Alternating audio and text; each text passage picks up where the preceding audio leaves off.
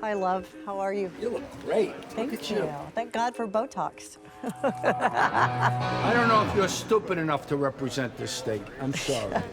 What do you really think, Kitty? I'm very proud of you doing this. This is Well, good. thank you for your support. I really appreciate that. Did you say hello to Joan yet? I have not. Joan is working. But you can say hello. Come say hello. All right. Hi, Dayna. How you doing? I'm good. I'm good. I'm running for Congress. Yeah. I'm mad. That's awesome. I have disagreed with politicians before. Okay, Ed's looking at all of us. Here, do sound check and then we'll talk. One can only bitch on Facebook so often, and then you have to just do something. Here we go.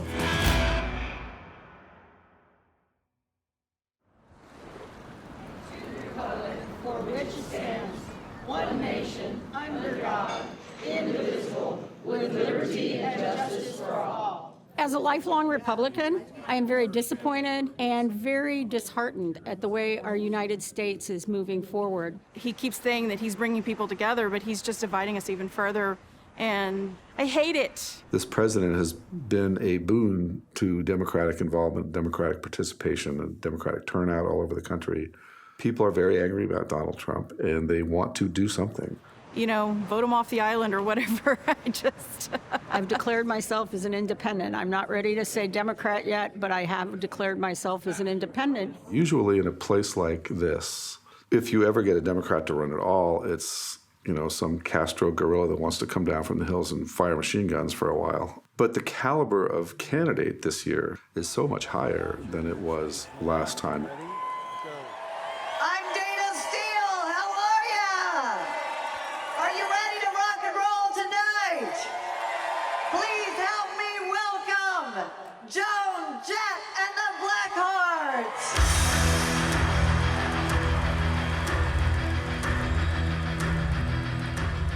We have one major advantage that you don't always have on a campaign, particularly with a first-time candidate, in that our candidate is a terrific communicator and has a lot of charisma, very relatable. How's the hair? It's a very tough district. It's a very tough district, but I'm a tough Texas girl, and I've got an incredible amount of support, not only from my family, but from the district, and I'm ready to do this. Well, my mom is a very ambitious woman, very strong woman, and she always has, like, these projects, I guess. So whenever she said, I'm gonna run for Congress, I was like, okay. Dayna invited me and my wife to dinner, laid out that she wanted to run for office, and I said something like, are you crazy? Why do you want to do that? It was his idea. Dayna, coming from years of radio and other entertainment, she knows how to say things in not only a short period of time, but also to be as informative as possible in that short period of time. The keys to winning this thing are money and grassroots, boots on the ground. Literally, boots on the ground. I've known her for many years, and I know the way she handles herself around different people, and I know the way she handles herself around crowds, and I know what she stands for. And I know that even though this is a very Republican district, that she can illustrate the ideals of the Democratic Party that apply to the people within this district. I'm ready to get to work. I'm ready to get the campaign going. I'm ready for the hard questions, to meet people out in the district, and I'm just ready to see what comes next. Not done this before.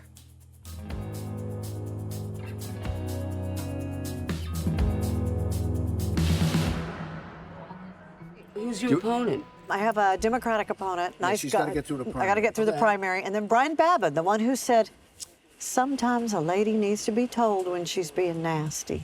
Oh, Oh. you have fun with that. You're just taking a shot at just stirring things up. I'm just stirring things You're up. talking about the Republican? But with real plans to do things. No, with real plans. My whole thing is healthcare plus education equals jobs. The guy I'm running against, John Powell, great guy. It's hard to say anything bad about him. He's been my mayor. He's got lots of government experience. And in any other race, I would step aside and he would win. He's a 65-year-old white guy who's a career politician. This is not the year for that. Dayna brings a perspective as a female entrepreneur who has been in business, who has a lifelong degree of knowledge, volunteerism, being able to get out and touch people and listen. And I believe in my heart that she will do what is right, that she will do what is just, and she will stand for what the Constitution stands for. Because we, the people of the United States, deserve far better than what we have. And we, the people of District 36, need better than what we have. The 36th is, it's one of the most gerrymandered districts. You know, in Texas, we no longer pick our politicians pick us. It's so ridiculous. That's not democracy. We don't have anyone that listens to us right now. And we need someone that will say, no, this is not right. This is not correct. I don't support this, and stand true to her word.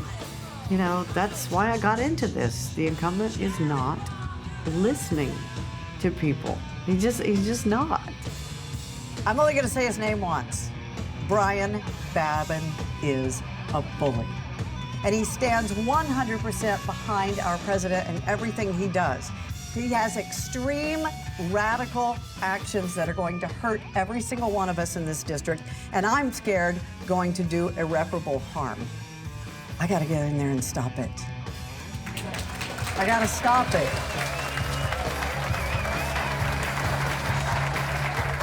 Today, I am here to officially announce my candidacy for the 36th Congressional District of the great state of Texas.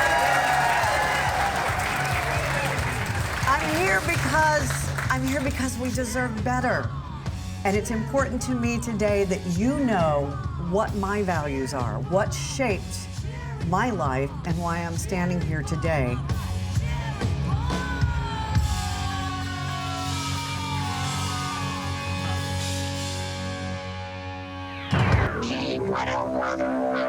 .101 KLOL. I'm Dayna Steele. I'm going to get out of here a little bit early today and turn things over to Brian the Butler. And I tell you what, Brian, I wasn't going to say anything, but I think it's a story that needs to be told. I've always said I never did anything different than any other DJ. I played the same music. I read the same weather forecast. It's Houston. It's partly cloudy with a chance of rain and hot forever. I read the same public service announcements. I announced the same concerts. I gave away the same tickets. But what I did was I listened not to the music. I listened to the listeners, to the fans. This was Kevin's favorite album. This is 5150 on 101 KLOL. I was thinking about you running for Congress here, which, of course, that's perfect, because that's what you've been doing all your career, is listening to those other people. And the fact that you had that common denominator of music with your fans meant that there was no class thing, you know, like rich or poor. You either like this music that you play or you don't. And you call them the steel workers, but they aren't necessarily working class. I mean, again, they could be rich or poor or unemployed, you know, it didn't matter. But now you get to hear their responses on a different subject. When I first started out in radio, we would go to, well, you weren't around yet, but I would go to every charity. Every single thing I was asked to do, I would do. It was something I continued to do to give back to the community that had given me such a great life and such a great job. That's what I feel about in politics. It's a way I can give back. So I don't think any of the roadies were born when this picture was taken. Oh my God. What year was that? It would have been 1983. The first rock and roll auction we did standing on a counter in a record store in a mall.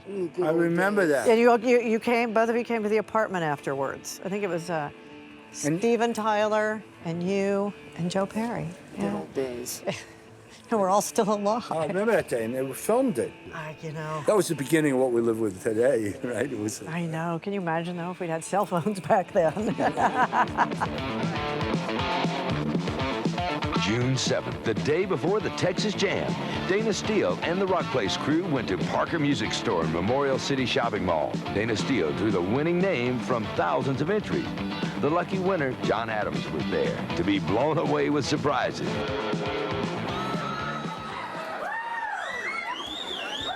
This is my son, Dak. Dayna and Charlie's kid. It's his unofficial NASA acronym. Thank you for coming in. That means a lot. I made you bed for you. I was like, oh, she's just running for Congress. And then whenever I saw the real office and the Dayna Steele for District 36, I was like, okay, this is a real thing that actually has momentum behind it. And then this is big. Once it became clear to me that Dayna was in to win, I wanted to do everything I could to help her. We want them to all feel like they are invested in this and that it is serious. That's the word that keeps coming up. Is she a serious candidate? Is this a publicity stunt? This is serious. We are organizing. I am doing this. It's a tough occupation. Campaigning and governing take very distinct skill sets, and it takes 100% commitment to make it happen. Your colors are the same colors of the Socialist Party. Where's the blue? Why don't you have red, white, and blue? Well, you do have blue on your website. Right, but on the actual logo, and I just tell them. He's a crazy Okay, person. thank you. All right, cross that one out. First of all, she wakes up at like 4 a.m. I don't know anybody who's that strong, except for her, that wakes up at 4 a.m. and hits the ground running at 4 a.m. But she's extremely driven and extremely passionate about it. What she doesn't have in political experience, she makes up for with her ambition and her desire to help others. What you need, babe? I've seen her over the years doing all these things, helping raise me, my brothers, helping out with my dad, doing her own jobs, just helping out my grandmother. She had Alzheimer's and it was rough on the entire family. So watching her take care of someone who didn't even remember her anymore was very strong. I think it's a great thing what she's doing, that she's actually getting out there and helping, even though her political experience is less than others. I support her all the way. But she's not interested in helping the Democrats or the liberals of District 36. She's interested in helping everybody. And it just so happens that she's running as a Democrat. She's been a champion for years of women's rights, minority rights, veterans' rights, or what she says, American rights. Always looking to help the less fortunate in our community. So you get the idea. She can do these things. I love you. She's empathetic, which is a quality you cannot teach a candidate. She's empathetic, but she holds her ground. You know, she can relate to somebody's point of view that's really pretty antithetical to her own. It's a good time to meditate. And the old phrase, she can disagree without being disagreeable. I know Dayna from the late 80s and the early 90s. Dayna was a unique... Really skinny. And okay, skinnier. She was a rare woman in the radio. I can count them on one hand how many women were in the radio. And you were an important woman in radio. You, not only coming through the waves, but your voice... I know you probably fought for Melissa Etheridge Records. I did. know. They said you can add one woman like every month. Yeah, I know. And never play two women back to back. In fact, don't play two women in hours back to back. Right. Yeah. So this is what she had to deal with. I have been told my entire life that I can't do something. My dad was the coach of the Sharpstown Tigers at Bayland Park in Houston, Texas. I was so mad. No, you can't be on the football team. No, you can't go to A&M. Girls aren't allowed. And then I got into radio, and somebody said, "Oh, yeah, but you'll never make a living at it like the guys. It's just not a job for women." And then they said, "Oh, you'll never do morning drive or afternoon drive." So it's just, and then I got into speaking. Oh, women speakers, you'll never make the kind of money guys make. And I'm just so tired of people telling me no. But now I'm running for Congress. Yeah. Don't fuck with the women. It just felt like it just sort of grew from there. And there was such an amazing amount of support to step up and do something. And Charlie saying, you could do this. You could do this. This is not the first time she has gone out and just started something absolutely amazing. And every time she's just excelled at it. Wherever she needs me, that I can help, I'll be there for her. The unicorn of politics is someone who has genuinely good ideas, has a natural ability to talk about them, and can benefit from coaching. There's so many campaigns now. There are districts where no Democrat ran last time, and now you have competitive primaries. That's happening all over the country. There's people from a lot of different backgrounds who aren't in traditional politics. There's an energy that is exciting about where this can go and what we can do with it, and coming up with new and different ideas to reach people. I mean, and we thought, I have Joan Jett. Trump has Chachi. This is a blood red district. Everybody says it's 99% chance it's going Republican, it's going to stay Republican. So you can't do things the way they've been done before. You have to be innovative. And I think there's an energy, and this staff has a lot of ideas that I think is going to be fun. People are so scared in this state. They've been so sold a bill of goods that it's red and cannot be won. It's a huge district. It goes up into southeast Texas, but they all grew up listening to me. It's where the KLOL signal went. So here, get a picture of us. you know what? I see a campaign ad. Yeah, I know. Look, if you're happy, I know. I'm happy. Don't look anymore. Last night was the first time I walked through a concert crowd and was confronted with a room full of people who just wanted to know somebody cared. I used to be the person that cared about what they wanted to hear. They knew I listened to them. They knew I was on the radio. They knew I talked to them. This was a whole nother level of help. And it was inspiring and it was energizing. I was just like, wow, I'm doing the right thing. There's an optimism that I see in Dayna. She really connects with people from both parties. She's magnetic. I think that she creates an enthusiasm that wants to draw people to the polls, and I think to get people out, they have to be enthusiastic about a candidate. It's that it factor that I think she has. She listens very well. And listening and understanding is one of the things you very rarely see in candidates.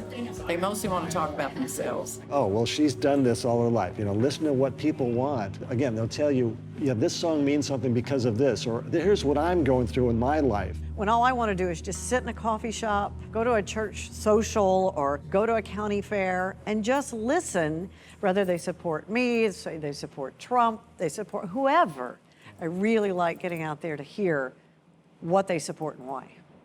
I think the way that the country is moving with this current administration, it's even more divided, it's more contentious. One of the first things I would like to see is us coming together more. I was never taught to hate or discriminate in my house. The door was always open. You always took care of people in need. I married into a wonderful, wild Cuban-American family. Our 3 sons have shaped my values. 3 fine young men, 2 of whom are working, yay, yay. But my sons, your daughters, they should all be able to go to college, an affordable education, graduate debt-free, get a job, and then love and marry whomever they please.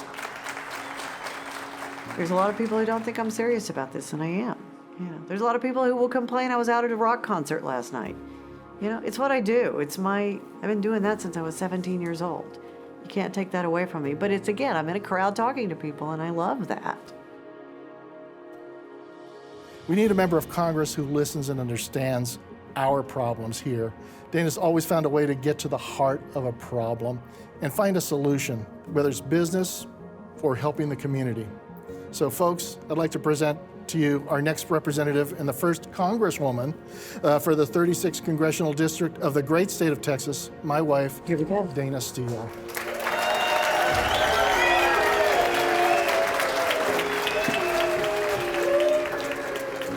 I'm going to close today by saying yes, I am probably one of the most unlikely candidates for Congress ever. And you're going to be very hard-pressed to get me in high heels and a dress.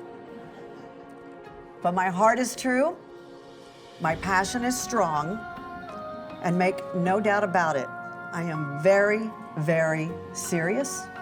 This is the most important thing I have ever done in my life, and I plan to be the first Congresswoman for the 36th Congressional District of Texas with your help.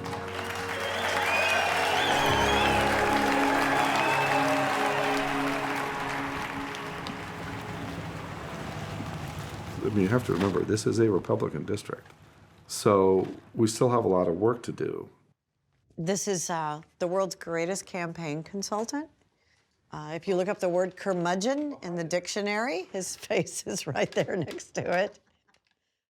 This is the most unpredictable election by an order of magnitude that I've ever seen. I'm paid to know what's going to happen, and I can't really tell you that I know what's going to happen. It's bugging me.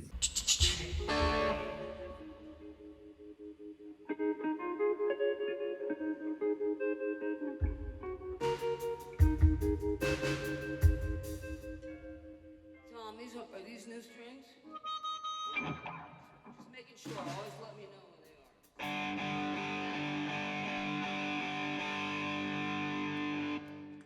My neighbor down the street voted for Trump. She's still one of my best friends. My hairdresser voted for Trump. I'm not giving up my hairdresser.